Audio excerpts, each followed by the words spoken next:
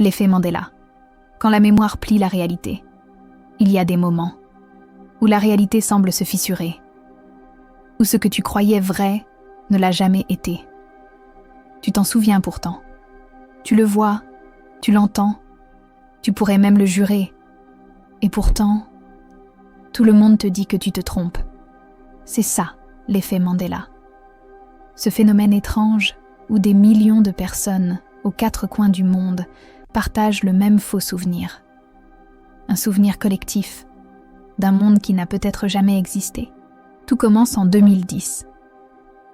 Une internaute affirme se souvenir que Nelson Mandela est mort en prison dans les années 80. Elle n'est pas seule. Des milliers d'autres racontent la même chose. Ils se rappellent les funérailles, les discours, les images à la télévision. Sauf que Mandela est mort en 2013, libre. Alors, comment expliquer ce souvenir si précis, si partagé ? Erreur de mémoire ? Ou faille dans la matrice ? Depuis, le phénomène s'est multiplié. Tu crois que Pikachu a une queue noire ? Que le logo Monopoly montre un monocle ? Que la phrase « Luc, je suis ton père » est réelle ? Tout est faux. Et pourtant, ton esprit le jure. Ce n'est pas une illusion visuelle, c'est une illusion de la mémoire. Un bug dans le disque dur humain.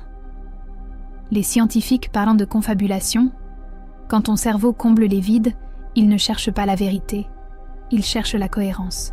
Alors il invente. Et quand des millions d'esprits inventent la même chose, on appelle ça une réalité parallèle partagée.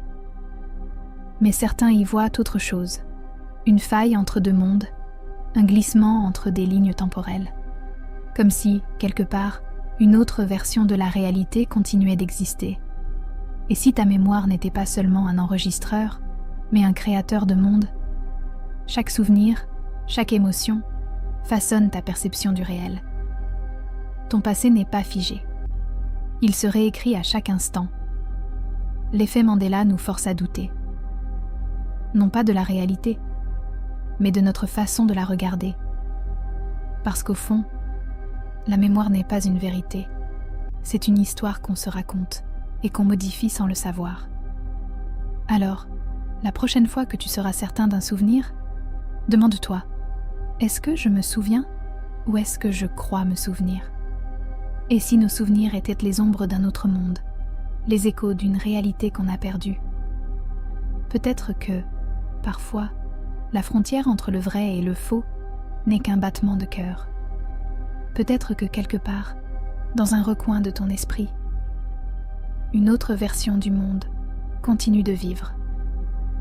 Et si la réalité, ce n'était pas ce qu'on voit, mais ce qu'on choisit de croire ? Ici, ce n'est pas le monde qui change, c'est ton regard. Abonne-toi pour plus d'histoires comme celle-ci.